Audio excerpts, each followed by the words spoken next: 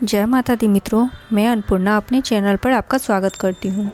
आशा है कि आप सब खुश होंगे और स्वस्थ होंगे। जिस घर में तुलसी का पौधा होता है वह पूजनीय स्थान होता है और वहाँ कोई बीमारी या मृत्यु के देवता नहीं आ सकते हैं। धार्मिक कार्यों में पूजी जाने वाली तुलसी एक बहुत ही फायदेमंद औषधि भी है। आदिकाल से ही तुलसी का प्रयोग बहुत ही आयुर्वेदिक दवाइयों में किया जाता है।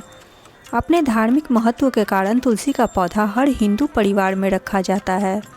इसके पीछे एक कहावत भी है कि जिस घर में तुलसी का पौधा होता है वह पूजनीय स्थान होता है और वहाँ कोई बीमारी या मृत्यु के देवता नहीं आ सकते।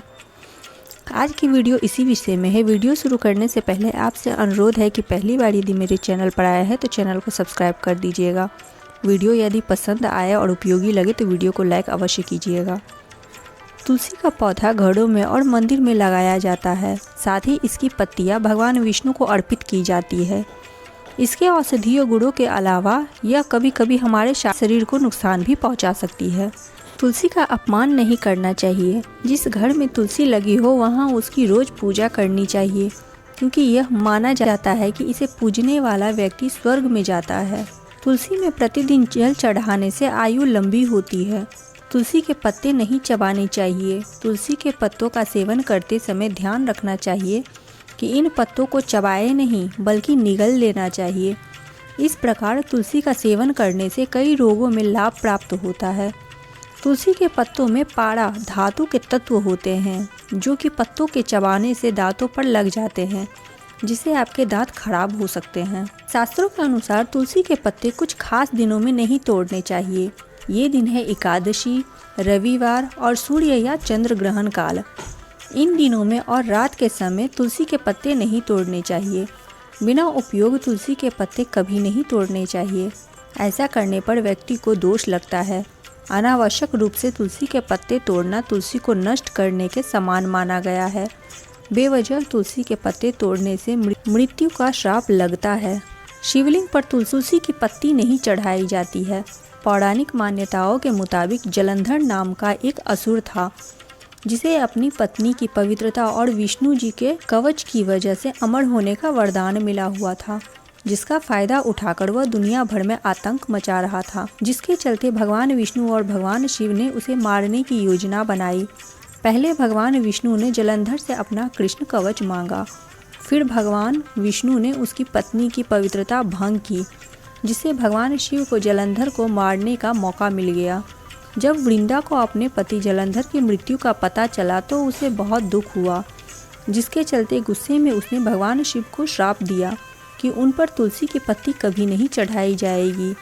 यही कारण है कि शिव जी की किसी भी पूजा में तुलसी की पत्ती नहीं चढ़ाई जाती है। इसी प्रकार गणेश जी के पूजन में भी वर्जित है तुलसी के पत्ते। इसके पीछे भी एक पौराणिक कथा है। एक कथा के अनुसार एक बार तुलसी जंगल में अकेली घूम रही थी। जब उन्होंने गणेश जी को देखा जो कि ध्यान में बैठे थे, तब तुलसी ने गणेश जी के सामने विवाह का प्रस्ताव रखा और उन्होंने यह कहकर अस्वीकार कर दिया कि वो ब्रह्मचारी है, जिससे रुष्ट होकर तुलसी ने उन्हें 2 विवाह का श्राप दिया। प्रतिक्रिया स्वरूप गणेश जी ने तुलसी को एक राक्षस से विवाह का श्राप दे दिया। इसीलिए गणेश पूजन में भी तुलसी का प्रयोग वर्जित है। श्राप मिलने के बाद तुलसी को अपनी गलती का एहसास होता है और वह गणेश जी से माफ़ी मांगती है। इससे खुश होकर गणेश जी अपना दिया हुआ श्राप कम कर देते हैं और कहते हैं कि सिर्फ भगवान ही उसे एक पवित्र पौधे का दर्जा दे सकते हैं, तब वह इस श्राप से मुक्त हो जाएगी, लेकिन गणेश जी पर उसकी पत्ती नहीं चढ़ाई जाएगी। तुलसी के पौधों को घर के अंदर नहीं लगाया जाता। ऐसा कहा जाता है कि तुलसी की पत्ती के मृत्यु के बाद भगवान विष्णु ने तुलसी को अपनी प्रिय सखी राधा की तरह माना था। इसीलिए तुलसी ने उनसे कहा कि वो उनके घर जाना चाहती है, लेकिन भगवान विष्णु ने उन्हें मना कर दिया और कहा कि मेरा घर लक्ष्मी के लिए है, लेकिन मेरा दिल तुम्हारे लिए है। तुलसी ने कहा कि घर के अंदर ना सही बाहर तो उन्हें स्थान मिल सकता है, जिसे भगवान विष्णु ने मान लिया। तब से आज तक तुलसी का पौधा घर और मंदिर के बाहर लगाया जाता है। ये रही मित्रों तुलसी से जुड़ी हुई कुछ महत्वपूर्ण बातें। वीडियो से जुड़ी हुई कोई प्रश्न हो तो आप कमेंट के माध्यम से अवश्य पूछ सकते हैं। वीडियो यदि आपको पसंद आई हो तो वीडियो को लाइक अवश्य कीजिएगा। साथ ही पहली बार आए हैं तो चैनल को सब्सक्राइब कर दीजिएगा। साथ ही अपने मित्रों के साथ भी साझा कीजिएगा। और मिलते हैं ऐसे ही महत्वपूर्ण जानकारी व पौराणिक कथाओं के साथ अगले वीडियो में। तब तक के लिए जय सिया राम।